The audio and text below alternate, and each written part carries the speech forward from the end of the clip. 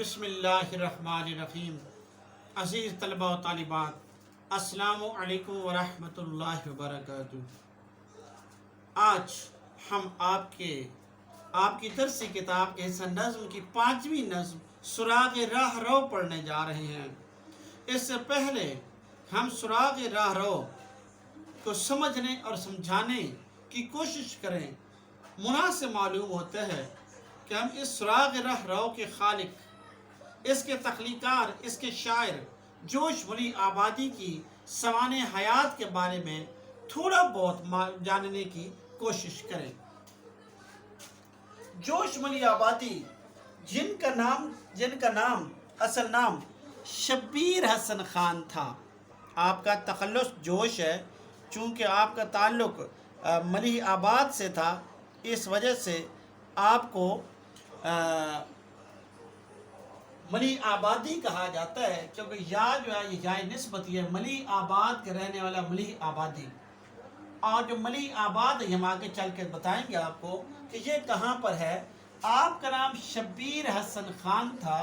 1894 ईस्वी में आपकी पैदाइश हुई और आपका खिताब शायर इनकलाब था।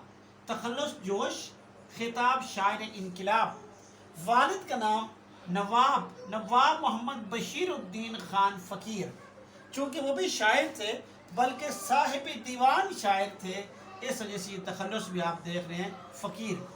आपके दादा हस्सामुद्दौला तहवर जंग फ़कीर मोहम्मद खान गोया। ये गोया के ऊपर अलामत शायर लगी हुई है, तो ये भी शायर थे, हस्सामुद्दीन तहवर जंग फ़कीर मोहम्मद खान गोया। गोया का शुमार नासिर के शागिर्दों में होता था और आप उस्ताद शुआरा में शामिल थे। जोश वली आबादी के जो अबाव अजदाद हैं वो काबुल से हिजरत करके हिंदुस्तान में आए थे और कायमगंज में उन्होंने अपना ठिकाना बनाया। कायमगंज में आके रहे और फिर कायमगंज से ज़िला फ़र्रुखाबाद में उन्होंने क़याम किया। बुनियादी तौर पर ज़िला फ़र्रुखाबाद का इलाका है कायमगंज, जहाँ पर जो जोश वली आबादी हैं उनके अजदाद ने डेरा जमाया और फिर उसके बाद वो मलिह आबाद आ गए। मलिह आबाद में एक इलाका है, एक जगह है जिसे कहते हैं किनोहार मलिह आबाद में है और मलिह आबाद अवध के अंदर है। आप जानते हैं, आपको मालूम होगा अज़ीज़ तलबा व तालिबात कि अवध एक रियासत थी और अवध के जो हुक्मरान थे वो शुआरा और उदबा की बड़ी कदरदानी करते थे। तो ये जो हैं यहाँ पर मलिह आबाद ज़िला अवध में और यहीं पर किनोहार में जोश मलिह आबादी पैदा हुई है। उसके बाद आगे तालीम देखिए, उर्दू और फ़ारसी आपने घर पर पढ़ी। अज़ीज़ तलबा व तालिबात, वैसे तो मुसलमानों के साथ बिलउमूम और अहले हिंदुस्तानी मुसलमानों के साथ बिलखुसूस बहुत सी ट्रेजिडीज़ हुई हैं, बहुत से सानहात गुजरे हैं। इन सानहात में एक बहुत बड़ा सानहा हमसे फ़ारसी और अरबी ज़ुबानों का छिन जाना भी है। आप देखिए कुरान पाक का जो तर्जमा है शाह अब्दुल कादिर ने किया सबसे पहले और बहुत बाद में हुआ है। तो पहले तर्जमा नहीं था, लोग समझ लेते थे या मदारिस होते थे। अरबी यहाँ की मजहबी ज़ुबान थी, मुसलमानों की मजहबी ज़ुबान थी। फ़ारसी यहाँ की सरकारी ज़ुबान थी, यहाँ की अदबी ज़ुबान थी। बाद अज़ां फ़ारसी के साथ साथ उर्दू भी अदबी ज़ुबानों में शुमार होने लगी। लेकिन 1837 ईस्वी में अंग्रेज़ों ने फ़ारसी को सरकारी ज़ुबान के ओहदे से मौकूफ़ कर दिया और सारी मुसलसल साजिशों के नतीजे में अरबी भी हमारे निसाबों से निकल गई, फ़ारसी भी हमारे निसाबों से निकल गई और ये उलूम के जो बुनियादी दो बड़े ज़ख़ीरे थे बदकिस्मती से हमसे छीन लिए गए। तो बहरहाल उस ज़माने में शुरू में लोग घर में अरबी, फ़ारसी, उर्दू पढ़ते थे। तो उसी तरह जो जोश मलिह आबादी हैं उन्होंने भी घर में रहकर उर्दू और फ़ारसी का इल्म हासिल किया। اردو اور فارسی کے بعد اور انہوں نے انگریزی تعلیم حاصل کرنے کے لیے سفر اختیار کیا. سفر نہیں وہیں پر پڑھا, ستیہ پور اسکول میں گئے, ستیہ پور اسکول سے جوبلی اسکول لکھنؤ میں گئے, پھر وہاں سے سینٹ پیٹرز کالج آگرہ میں وہ تعلیم کی غرض سے نکل گئے, اور پھر سینٹ پیٹرز کالج آگرہ سے علی گڑھ کالج میں داخل ہو گئے تعلیم حاصل کرنے کے لیے. لیکن اس تمام کے باوجود جوش ملی آبادی اپنی تعلیم مکمل نہ کر سکے. اس کی وجہ کیا تھی؟ جوش ملی آبادی جو ہیں وہ سیمابی کیفیت والی شخصیت تھے اور کسی جگہ ٹک کر نہیں رہتے تھے, اور اپنی اس سیمابی کیفیت کی وجہ سے اپنے کسی ایک جگہ ٹک کر نہ رہنے کی وجہ سے وہ اپنی تعلیم کو بھی مکمل نہ کر سکے. کیونکہ جو شخص ہر وقت سیماب پا رہے, سیمابی کیفیت میں رہے اور کسی کل چین نہ آتا ہو تو ایک جگہ اس کے ٹھہراؤ مشکل ہو جاتا ہے. یہی کچھ جوش ملی آبادی کے ساتھ بھی پیش آیا. اس کے بعد جوش ملی آبادی نے, یہ تو آپ کے ان کی تعلیم کے بارے میں نے آپ کو بتایا. اس کے بعد جو ملازمت ہے 1824 عیسوی سے 1924 عیسوی سے 1934 عیسوی تک آپ نے دارالترجمہ جامعہ عثمانیہ حیدرآباد دکن میں بطور ناظر ادب کام کیا. آپ نے دارالترجمہ جامعہ عثمانیہ حیدرآباد دکن میں بطور ناظر ادب کام کیا, اور بعد ازاں یعنی 10 سال تک کام کیا. بعد ازاں انہوں نے استعفیٰ دے دیا. عزیز طلبہ و طالبات, اب پرانا جس طرح سے آپ لفظ استعفیٰ یا اس کے ہجے یا املا لکھتے تھے, اب اس کو موقوف کر دیا گیا, متروک ہو گیا ہے. اب ہم اس طرح سے استعفیٰ لکھیں گے. بعد ازاں اس کے بعد آپ سرکاری رسالے آج کل کے مدیر اعلیٰ رہے. یہ اعلیٰ کا لفظ بھی آپ دیکھ رہے ہیں. اب ہم اردو کے اندر اعلیٰ اس طرح سے لکھتے ہیں. یہ اب آپ کا اس طرح ہجے یا املا اس طرح لکھی جائے گی. تو آپ کا جو ملازمت کا دورانیہ ہے یہ, اور آج چونکہ پارٹیشن ہو گئی تھی, تقسیم ہو گئی تھی, چنانچہ آپ 1955 تک تو جو جوش ملی آبادی ہیں یہ بھارت کے اندر رہے, لیکن ان کے لیے وہاں رہنا مشکل ہو گیا تھا, کیونکہ بھارتی مسلمانوں کی زندگی اجیرن ہونے لگی تھی, اور جوش ملی آبادی اس حوالے سے بڑے دوربین ثابت ہوئے.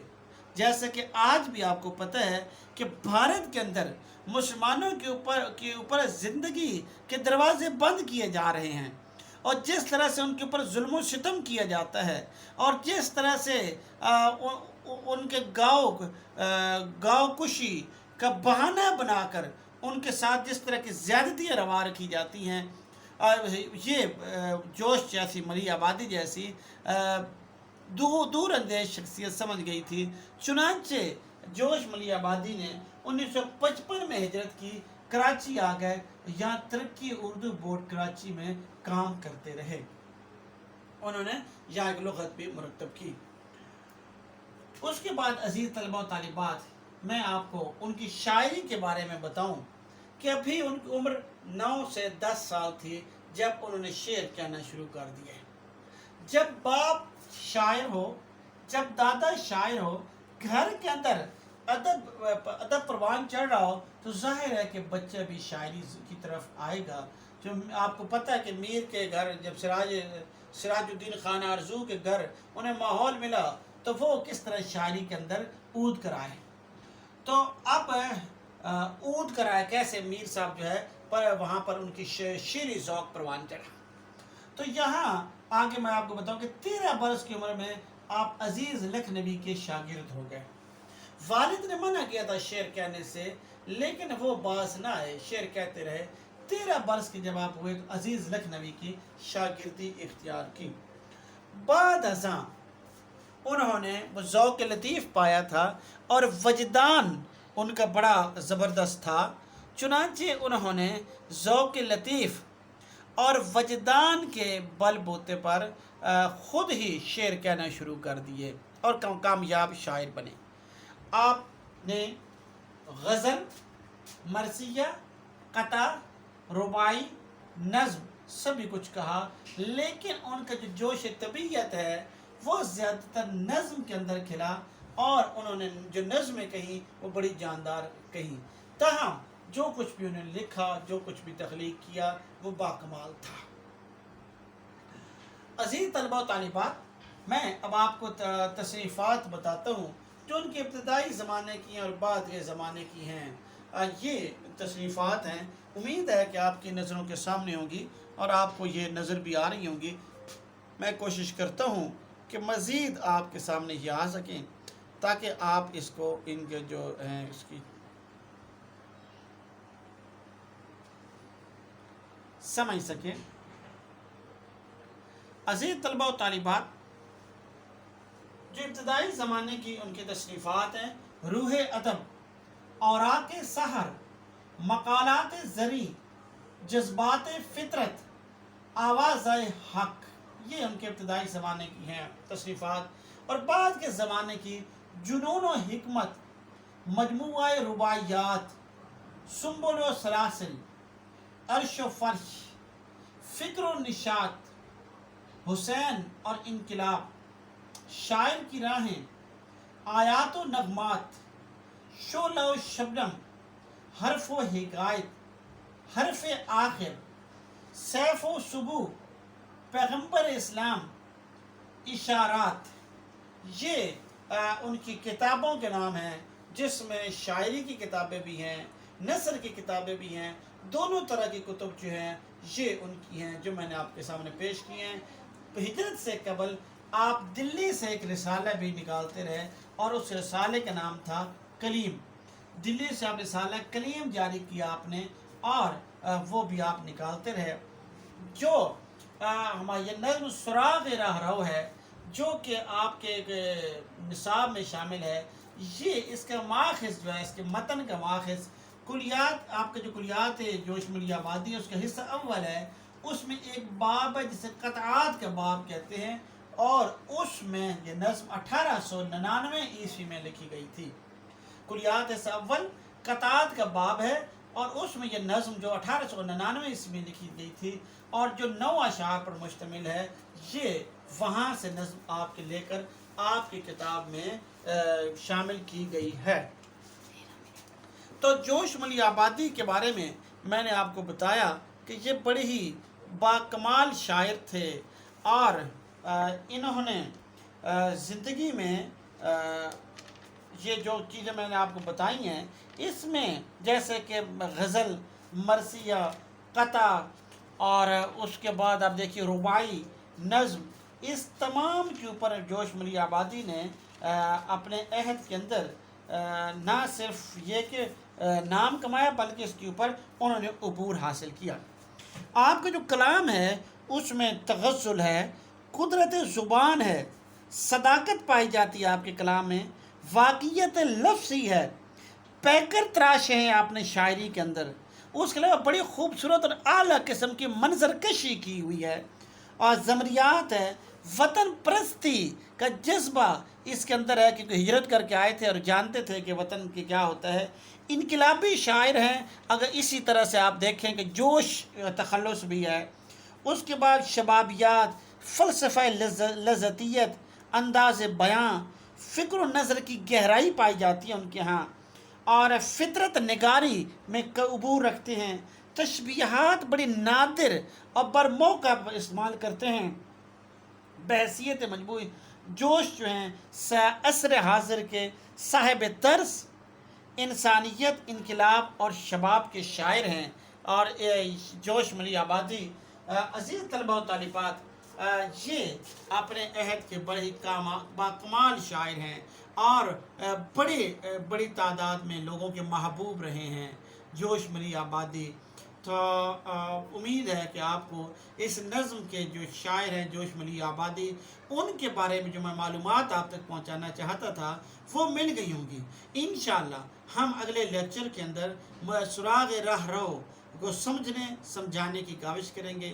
تب تک کے لیے اللہ حافظ۔ میری دعا ہے کہ اللہ تعالیٰ آپ کو اپنے حفظ و امان میں رکھے اور دین و دنیا کی بھلائی عطا فرمائے۔